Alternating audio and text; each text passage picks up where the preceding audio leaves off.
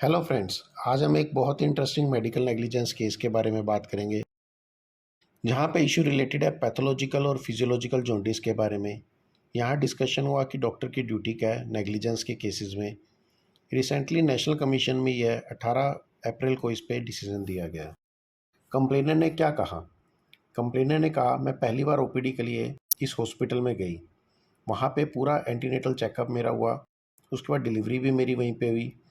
Normal delivery की try की, वो प्रोग्रेस नहीं तो इन्होंने सिजेरियन कर दिया नेक्स्ट डे। जो ओपोनेंट 3 है वो एक पीडियाट्रिशियन है।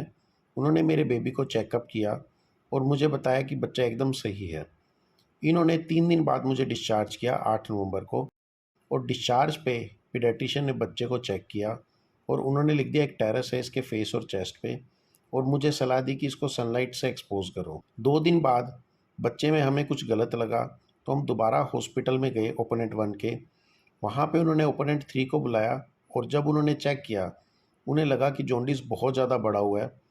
उन्होंने बहुत से टेस्ट किए जिसमें बिलिरुबिन 48 तक पहुँच गया, जो नॉर्मल से 3-4 गुना ज़्यादा तक है। उन्होंने अपने हॉस्पिटल में एडमिट किया, बहुत से टेस्ट किए और 10 डेज़ बाद उन्होंने डिस्चार्ज किया। बाद में हमारे बच्चे को डिलेड माइलस्टोन थे। उन्होंने कोई भी ऐसा डायग्नोसिस नहीं बताया कि ये बीमारी है, ना हमें कोई इन्फॉर्म किया कि ये करना चाहिए। बाद में हमने पीडियाट्रिक न्यूरोलॉजिस्ट को दिखाया, उन्होंने एमआरआई कराई और बताया कर्निक टेरस है। मतलब जो जॉन्डिस उसको उस टाइम हुआ था, उसके कारण ब्रेन में डैमेज हो गया।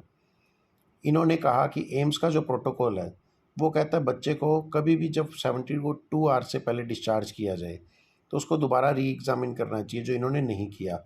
तो यहाँ पे भी इनकी गलती है। दूसरा, जब इन्होंने डिस्चार्ज पे लिख रहे हैं कि बिलिरुबिन बढ़ा हुआ है, इन्होंने कभी बिलिरुबिन चेक नहीं कराया।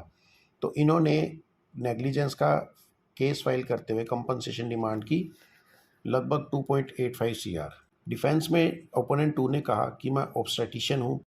37 वीक्स पे पेशेंट आया जब उसको ओलिगोहाइड्रोमिनोज था।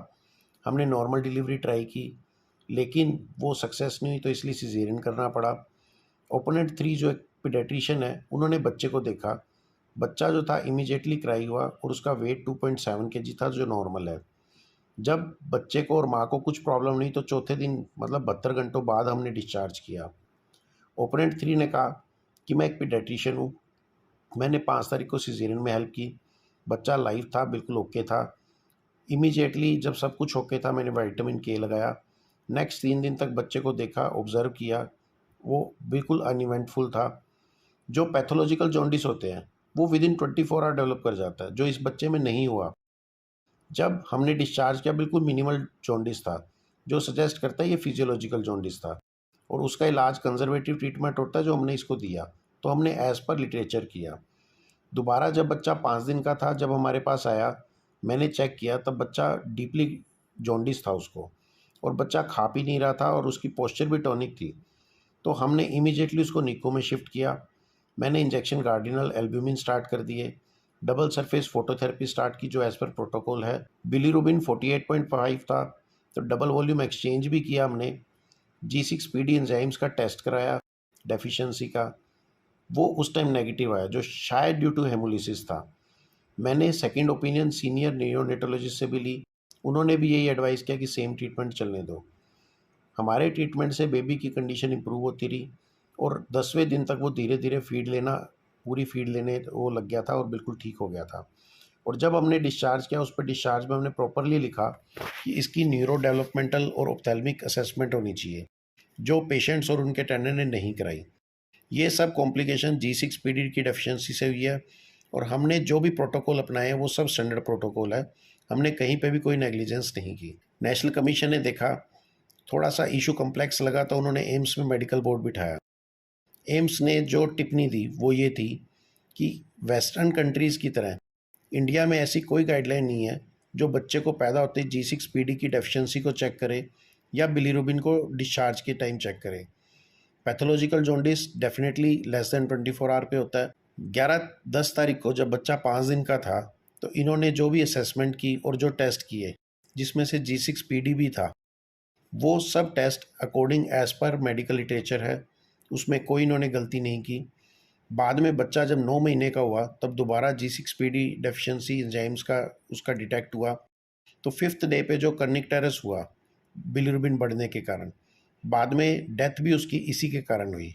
तो यहाँ पे डॉक्टर नेग्लिजेंट नहीं है। अब कोर्ट के सामने इश्यूज थे कि डिस्चार्ज 72 घंटे से पहले किया, जिस पे कोर्ट ने देखा कि सीजेरियन 5 तारीख को हुआ है लगभग 3 बजे और डिस्चार्ज 8 नवंबर को हुआ 4 बजे शाम को। तो मोर देन 72 आवर्स पेशेंट रहा है, तो ये इशू वहीं पे ख़त्म हो गया। दूसरा इशू था जो इन्होंने बोला कि जॉन्डिस था डिस्चार्ज पे, लेकिन बिलिरुबिन चेक नहीं किया। तो एम्स की गाइडलाइन पे कोर्ट ने देखा कि नॉर्मली डिस्चार्ज पे जॉन्डिस को चेक नहीं होता, और शुरू में जब 2-3 दिन तक पेशेंट रहा, पैथोलॉजिकल जॉन्डिस विदिन 24 आवर्स हो जाता है। डिस्चार्ज पे वो फिजियोलॉजिकल जॉन्डिस था, और फिजियोलॉजिकल जॉन्डिस का जो ट्रीटमेंट है वो कंजर्वेटिव होता है, जो इन्होंने दिया है। और इन्होंने रिव्यू पे डिस्चार्ज पे लिखा हुआ था कि आफ्टर 24 आवर आप आओ, लेकिन पेशेंट नहीं आया 10 तक। और जब वो आया, इन्होंने इमीडिएटली सारे टेस्ट कराए और बिलिरुबिन उस टाइम 48.5 तक पहुंच गया था। 10 नवंबर को भी जो डॉक्टर्स ने किया वो एक्सेप्टेबल है मेडिसिन में। जब तक डॉक्टर स्टैंडर्ड जो एक्सेप्टेबल है मेडिकल प्रोफेशंस का उस दिन के हिसाब से, तब तक उसको आप नेग्लिजेंस नहीं कह सकते। जस्ट डॉक्टर ने एक कोर्स ऑफ ट्रीटमेंट लिया और उससे बेटर या उससे बढ़िया कोई और अल्टरनेटिव अवेलेबल थे, या कोई बहुत ज़्यादा स्किल डॉक्टर होता तो वो शायद दूसरा रास्ता लेता। इस बेसिस पे हम डॉक्टर को कभी भी नेग्लिजेंट नहीं कह सकते। प्रोफेशनल पर्सन को तब तक आप लायबल नहीं कहेंगे जब तक वो रिक्विजिट उसके जो स्किल्स हैं प्रॉपर है और वो रीजनेबल कॉम्पिटेंस शो कर रहा है। इसलिए नेशनल कमीशन ने इस कंप्लेंट को डिसमिस कर दिया। टेक होम मैसेज की बात करें फ्रेंड्स, जितने भी जो गाइडलाइंस है वेरियस एसोसिएशन की या गवर्नमेंट्स की, हमें जो ट्रीटमेंट है उसके अकॉर्डिंगली करना चाहिए।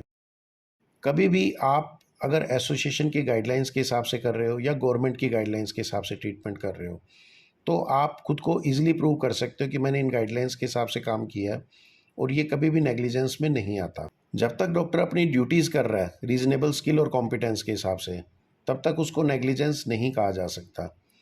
जो आपके पास डिग्री है, अगर आप उस डिग्री के अकॉर्डिंगली काम कर रहे हो, और जो कोर्ट कहता है वो होता है कि एवरेज डॉक्टर का स्किल होना चाहिए। ये नहीं कि बहुत ज़्यादा हाईली क्वालिफाइड आप स्किल्स शो करो, लेकिन एक एवरेज जो ऑर्डिनरी डॉक्टर करेगा उसके हिसाब से आपको वो काम करना है।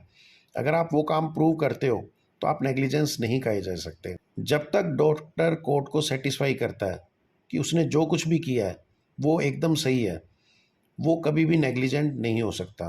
तो अगर आप गाइडलाइंस के हिसाब से काम कर रहे हो, आप इजीली प्रूव कर सकते हो कि हम नेग्लिजेंट नहीं हैं। या जो सोसाइटीज़ है आप उसके अकॉर्डिंगली काम कर रहे हो, आपका जो कोहोर्ट है उसके अकॉर्डिंगली काम कर रहे हो, तो आप इजीली प्रूव कर सकते हो कि आप नेग्लिजेंट नहीं हैं। Thank you friends. अधिक जानकारी के लिए आप हमें हमारी ईमेल आईडी पे कांटेक्ट कर सकते हैं या इस वीडियो के नीचे कमेंट कर सकते हैं। इस वीडियो को प्लीज़ अधिक से अधिक शेयर और सब्सक्राइब करें, ताकि लॉ के वर्ड्स हर डॉक्टर को पता हो और वो अपनी प्रैक्टिस ईजिली कर सके। Thank you friends.